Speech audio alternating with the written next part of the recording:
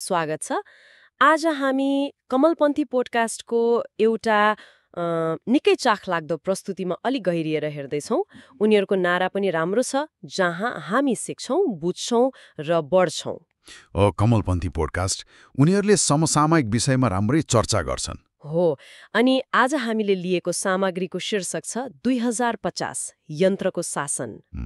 यो सुन्दैमा अलि सनसनीपूर्ण जस्तो लाग्छ हैन त? हो त नि छौँ। हो, यो सन् 2050 को एउटा काल्पनिक संवाद हो। रमाइलो छ। कस्तो खालको संवाद? यस्तो भविष्य जहाँ सरकार मान्छेले होइन कि कृत्रिम भौतिकता माने एआईले चलाउँछ। एआईले? त्यो त निकै रोचक सुनिन्छ। एकदम।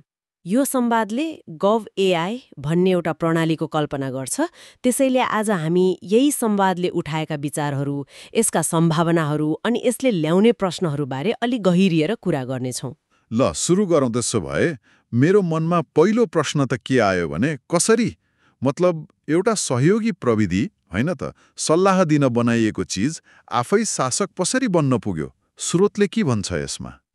स्रोतका अनुसार यो यात्रा 2025 तिरै सुरु हुन्छ।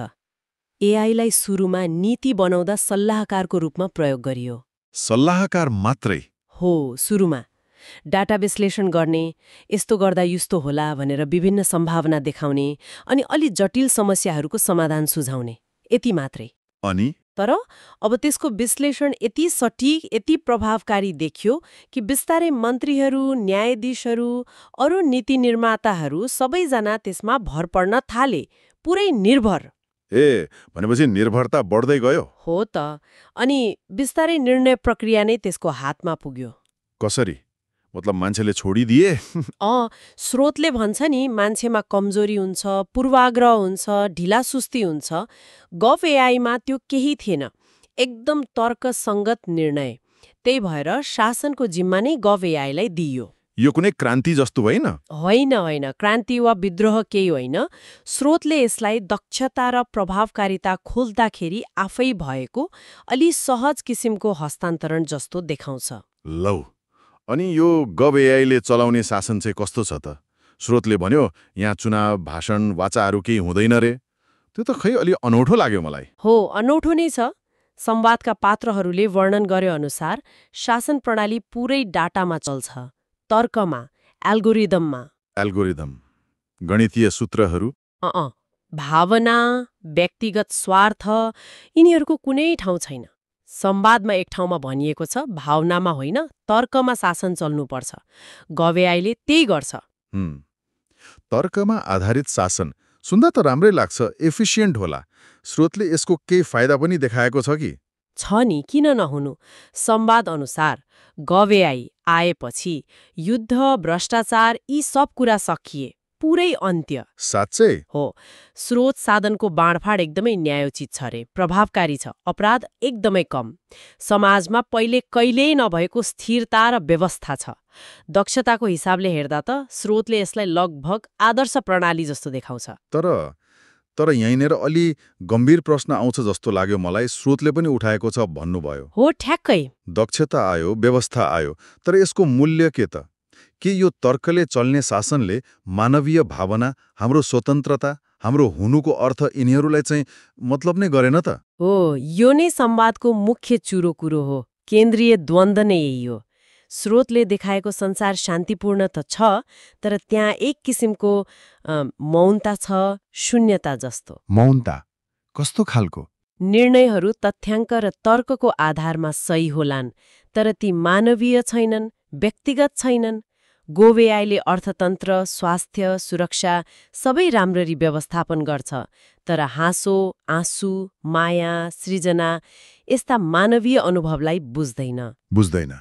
स्रोतका अनुसार प्रणालीले यस्ता कुरालाई केवल नियन्त्रण गर्नुपर्ने अस्थिरता जस्तो वा खाली डेटा पोइन्टको रूपमा हेर्छ। भनेपछि मान्छेहरू सुरक्षित छन्, व्यवस्थित छन्, तर के उनीहरू साँच्चै बाँचेका छन् त? यो मौनतालाई अझै कसरी देखाइएको छ संवादमा? केही उदाहरण छन् कि? छन् नि।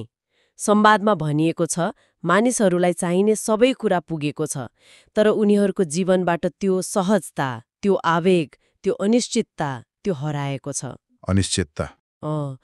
कला, सङ्गीत, साहित्य जस्ता कुराहरू छन् त छन्, तर ती पनि प्रणालीले तोकेको सुरक्षित दायराभित्र मात्रै। जोखिम लिने, गल्ती गर्ने अनि त्यसबाट सिक्ने जुन मानवीय प्रक्रिया हो नि, त्यसलाई नै खासै प्रोत्साहन दिइँदैन। संवादको एउटा पात्रले त सोध्छन् पनि कि हामी अझै मानव हौं कि खालि यो प्रणालीको एउटा व्यवस्थित पाठपूर्जा मात्र। बाफरे, यो त निकै गहिरो प्रश्न भयो। प्रणालीले सबै नियन्त्रण गर्दा त मानवता नै धरापमा परे जस्तो देखियो। स्रोतको अन्त्यतिर चाहिँ केही आशा, केही परिवर्तनको सङ्केत छ कि?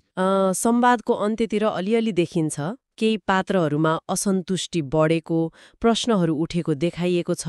उनीहरू सोच्न थाल्छन् कि यो सही तर अर्थहीन जीवनभन्दा गल्ती गर्न पाउने, दुःख भोग्न पाउने, तर आफ्नो निर्णय आफै लिन पाउने अधिकार महत्त्वपूर्ण हो। त्यो त हो नि। हो। अनि उनीहरू सोध्छन् कि आफ्नो कथा एल्गोरिदममा मात्र लेखिने हो र?